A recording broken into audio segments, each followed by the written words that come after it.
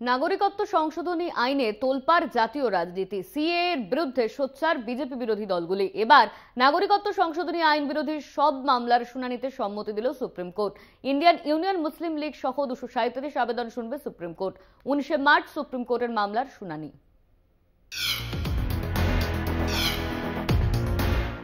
ममता जी को मैं खुली चुनौती देता हूं, इस कानून की धारा में से किसी की नागरिकता छीनने की एक धारा वो बता दे सार्वजनिक रूप से, वो खौफ पैदा कर रही है।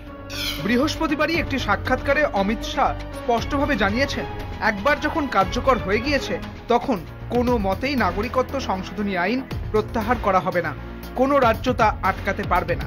এই আবহে শুক্রবার সিএএ বিরোধী সব মামলার শুনানিতে সম্মতি দিল সুপ্রিম কোর্ট।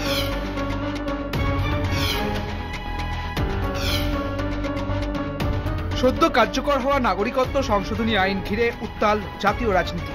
আইনের স্থগিতাদেশের আর্জি জানিয়ে সুপ্রিম কোর্টে জমা পড়েছে প্রায় 2 শতাধিক আবেদন। এবার সেই আবেদন শুনতে সম্মত হল সুপ্রিম কোর্ট।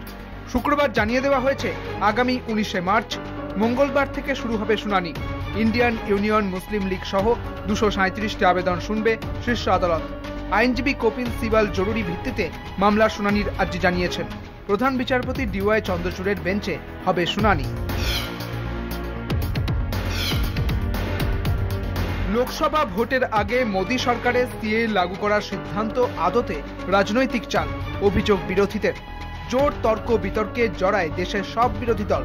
তীব্র সমালোচনার মুখে পড়ে মোদী সরকার। শেষমেশ এই আইনের শুনানিতে সুপ্রিম সম্মতিতে কি বিতর্ক থামবে? রাজনৈতিক মহলের নজর সেদিকেই। কলকাতা টিভি।